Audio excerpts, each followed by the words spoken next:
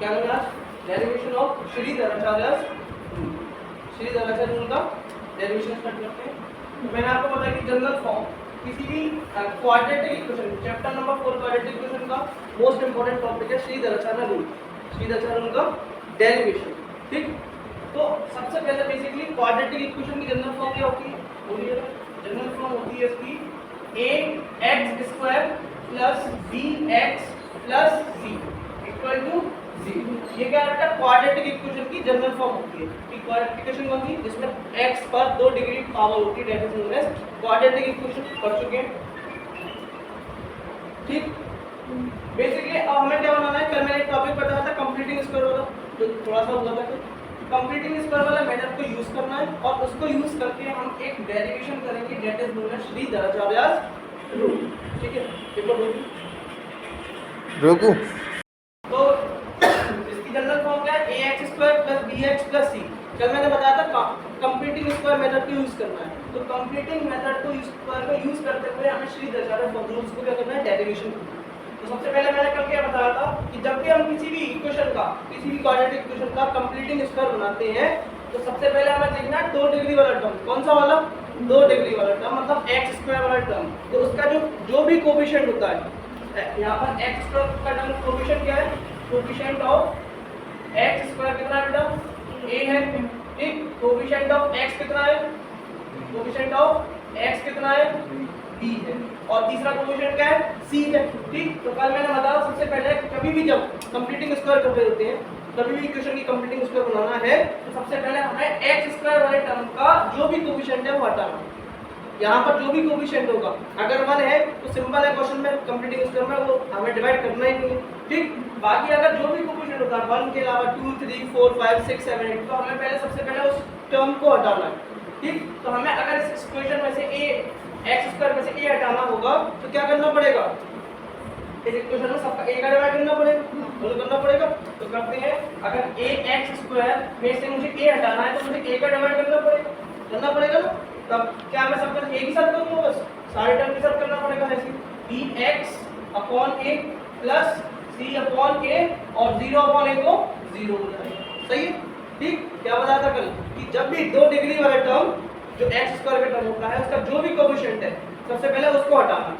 हमने हटा दिया। ठीक, हटाने की देखो ये कट गया, कितना गया? खाली x² रह जाएगा और सबके साथ ही a का डिवाइड करना पड़ेगा क्योंकि बैलेंस करके रखना है आपको इक्वेशन को। ये नहीं कि एक ही टर्म के साथ करेंगे, सारे टर्म के साथ हमें करना है। ठीक है, तो इक्वेशन क्या बनेगा? इस तरीके से x² plus b/ax plus c/a। ठीक है, इक्वल टू 0। इसके बाद मैंने लिखवाया था आपको कि इसके बाद क्या करना है? मिडिल टर्म को देखना है। मतलब मिडिल टर्म कौन सा? जिसके पावर x की पावर 1 हो। ठीक, उस टर्म का जो भी कोएफिशिएंट होगा, उस टर्म का जो भी कोएफिशिएंट होगा। अब इस टर्म का कोएफिशिएंट क्या हो चुका है बेटा? इस टर्म का कोएफिशिएंट क्या हो चुका है? b/a। देखिए इसका कोएफिशिएंट क्या हो गया है? b/a। अब इस टर्म का कोएफिशिएंट का भी हाफ करना होता है। क्या करना होता है? क्या करना होता है? हाफ करना है और फिर उसका क्या कर देना है? स्क्वायर। क्या कर देते हैं? x² plus b/a x।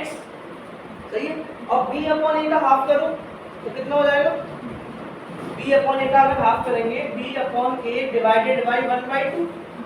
ठीक है, हाफ करना है ना, सॉरी 2 से डिवाइड करना है। ठीक, कितना हो गया? b/a into 1/2, इसका मतलब b/2 है। ठीक है, ये क्या हो गया? b/a का हाफ हो गया। अब हाफ का करने के बाद क्या करते हैं? उसका स्क्वायर। क्या करते हैं? स्क्वायर। उस स्क्वायर को एक बार ऐड करते हैं और एक बार सब्ट्रैक्ट कर देते हैं। क्या ऐसा करने पर इक्वेशन में कुछ चेंज आएगा? उसी नंबर का स्क्वायर करके एक बार ऐड करना है और एक बार माइनस कर देना है। तो क्या नंबर पर तो चेंज आएगा? अगर मैं किसी नंबर पर +1 कर रहा हूँ और -1 कर देता तो नंबर में कुछ चेंज आता है? नहीं आता ना। कल हमने 1 किया था, कल आपको होने कहा था। तो कितना है? b/2a हो चुका है। इस वाले टर्म का जो भी कोएफिशिएंट है उसका क्या कर देते हैं? हाफ कर देते हैं और हाफ का कर देते हैं स्क्वायर। इसी स्क्वायर को एक बार ऐड करना होता है बेटा और एक बार क्या कर देते हैं? सब्ट्रैक्ट कर देते हैं। बोलो तो लिखकर इसमें। ठीक है, और बाकी क्या बचा पीछे? Plus c/a equal to 0। ठीक, यहाँ से करते हैं सॉल्व। अब देखो यहाँ पर बेटा ये तो हो गया a का स्क्वायर, इसका स्क्वायर a का स्क्वायर, और ये हो गया, ये पूरा क्या हो गया? b। इतना ना b/2a का होल स्क्वायर, इसको मान लो b। ठीक, अब चेक करके देखो क्या 2ab बन गई, ये बनना है नहीं बनना है, हम देखते हैं। इन प्लस 2 इंटू a कितना है बेटा, a कितना है x है, बहुत बढ़िया, इंटू b कितना है b/2a, सही है। 2 से 2 कट गया, कितना बचा bx/a बचा, मिडिल टर्म आ गया, इसका मतलब आइडेंटिटी बन गई। कौन सी आइडेंटिटी, कंप्लीटिंग स्क्वायर। क्या स्क्वायर बनना है, किसका स्क्वायर बनना है, x प्लस b/2a का होल स्क्वायर। अब ये क्या बचे, नंबर बचे, इन्हें अंदर ले जाओ, ले जाके इधर, तो ये क्या होगा माइनस का b स्क्वायर, इधर आगे क्या हो जाएगा b/2a का होल स्क्वायर प्लस माइनस का c/a, क्योंकि ये कहां पर है प्लस का c/a, इधर आके माइनस का c/a। x प्लस b/2a का होल स्क्वायर इक्वल टू ये हो जाएगा b स्क्वायर, सही है, अपॉन 4a स्क्वायर, सही है मतलब, माइनस c/a। ठीक, सही है। इसके बाद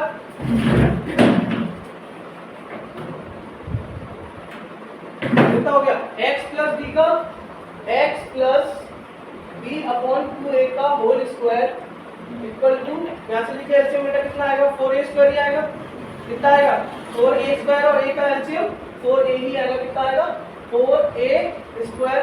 ठीक, 4a स्क्वायर से 4a स्क्वायर को डिवाइड करो, कितना आएगा 1, यहाँ कितना हो जाएगा b स्क्वायर, कितना हो जाएगा b स्क्वायर, और यहाँ पर देखो 4a स्क्वायर और a का एलसीएम 4a स्क्वायर आया था, इसको डिवाइड करो 4a को a से, तो कितना बचेगा खाली 4a, कितना बचेगा 4a स्क्वायर को a से डिवाइड करोगे तो a से स्क्वायर कट जाएगा, कितना बचेगा खाली 4a, और ऊपर क्या कर देते हैं मल्टीप्लाई 4a का, तो कितना हो जाएगा माइनस का 4ac, सही है। ठीक, अच्छा मैंने यहाँ से क्या है स्क्वायर हटाएंगे, क्या हटाएंगे स्क्वायर, x प्लस b/2a का, यहाँ पर क्या जाएगा square b square minus 4ac/4a square, यहाँ पर बेटा स्क्वायर लगा हुआ है, यहाँ पर क्या जाएगा स्क्वायर रूट, क्या हो जाएगा स्क्वायर रूट।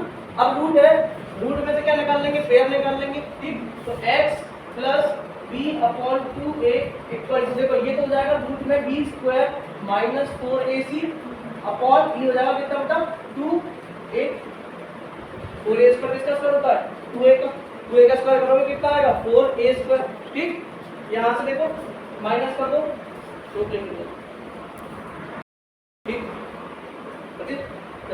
ये क्या है x प्लस कितना आ गया, स्क्वायर रूट निकाल के, इसका स्क्वायर रूट निकलेगा b स्क्वायर माइनस 4ac, और इसका स्क्वायर रूट कितना आ जाएगा 2a। ठीक, इसको ले जाओ x इक्वल टू कितना माइनस का b/2a प्लस रूट में कितना हो जाएगा b स्क्वायर माइनस 4ac/2a, कितना हो जाएगा बेटा b square minus 4ac/2a, x equal to दोनों का एलसीएम 2a है, सेम है, 2a आ जाएगा माइनस का b प्लस रूट में b square minus 4ac।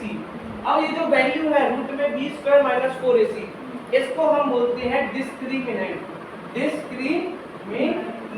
Discriminant मतलब होता है रूट में b स्क्वायर माइनस 4ac, इसको बोलते हैं क्या इस रूल में डिस्क्रिमिनेंट। ठीक, तो कभी कभार क्वेश्चन डायरेक्ट आता है डिस्क्रिमिनेंट बताइए, इस इक्वेशन का डिस्क्रिमिनेंट बताइए, तो आपको तीनों कोएफिशिएंट्स आने चाहिए, b स्क्वायर माइनस 4ac, अभी क्वेश्चन आएंगे आगे, b स्क्वायर माइनस 4ac कर देते हैं और उसका फिर स्क्वायर रूट निकाल दोगे तो क्या निकल आएगा बेटा डिस्क्रिमिनेंट। ठीक, अच्छा एक चीज और, इसकी वैल्यू जो होती है वो दो वैल्यू होती है, एक प्लस की एक माइनस की, हमेशा स्क्वायर रूट में दो वैल्यू निकल के आती है। जैसे मैं बताऊं, यहाँ लिखा है 2 × 2, तो क्या इसका आएगा 2 तो बाहर निकल कर आएगा, तो प्लस की वैल्यू हुई। अच्छा मैं लिख रहा हूँ माइनस का 2 × माइनस का 2, स्क्वायर रूट तो इसका भी माइनस का 2 निकल के आएगा, नहीं आएगा? ठीक है, हेलो, हाँ, तो माइनस का 2 × माइनस का 2 करेंगे, जब भी तो माइनस का 2 बाहर निकल के आएगा, तो रूट में से हमेशा दो वैल्यू निकल के आती है, प्लस की भी हो सकती है वो माइनस की भी होती है। तो यहाँ पर b स्क्वायर माइनस 4ac की वैल्यू हो सकती है प्लस की आ जाए, हो सकती है माइनस की आ जाए, इसीलिए इसके दो रूट होते हैं, एक प्लस का रूट एक माइनस का रूट। तो क्या निकल कर आया, डिस्क्रिमिनेंट हो गया। ठीक, तो अगर मैं एक बार इसकी वैल्यू प्लस की आती है, if the value the value of d is positive, अगर डी की वैल्यू पॉजिटिव आती है तो पहला जो रूट आएगा x इक्वल टू माइनस का b, ये किसका हो जाएगा प्लस का d, इसको क्या लिख देंगे d अपॉन 2a, ठीक। और अगर d की वैल्यू क्या आती है, if the value of d is negative, अगर d की वैल्यू क्या आती है नेगेटिव आती है तो जो अगला इसका रूट होगा x इक्वल टू माइनस का b प्लस की जगह क्या आएगा माइनस का रूट में d अपॉन 2, इसको बोलते हैं अल्फा, इसको बोलते हैं बीटा, ठीक। क्वाड्रेटिक इक्वेशन के पहले रूट को बोलते हैं अल्फा, दूसरे रूट को बोलते हैं बीटा, जो कि हम लीनियर इक्वेशन में पढ़ चुके थे अल्फा और बीटा का, ठीक है। सिंपल है, ठीक। आया समझ में? दैट इज नोन एज सीरीज-द्वाराचार्य फॉर्म। हमें डायरेक्ट वैल्यू पुट कर देनी है, जैसे हम क्या ये क्यों दिया हुआ है, हम क्या करते थे पहले फैक्टराइजेशन मेथड करते थे, है ना, फैक्टर्स करते थे, स्प्लिटिंग मिडिल टर्म कर रहे हैं, कंप्यूटिंग स्क्वायर बना रहे हैं, हमें डायरेक्ट फिर क्या निकालना है उससे, हम किसी भी क्वाड्रेटिक इक्वेशन के रूट निकालते हैं। लेकिन रूट निकालने के लिए डायरेक्ट फॉर्मूला बना दिया है कि आप क्या कीजिए, इनके कोएफिशिएंट को उतारिए, just write the coefficients and put the value b, d की वैल्यू क्या है b² - 4ac, सबसे पहले आपको d का वैल्यू निकालना है, ठीक। क्वेश्चन कराते हैं, समझ में आता है।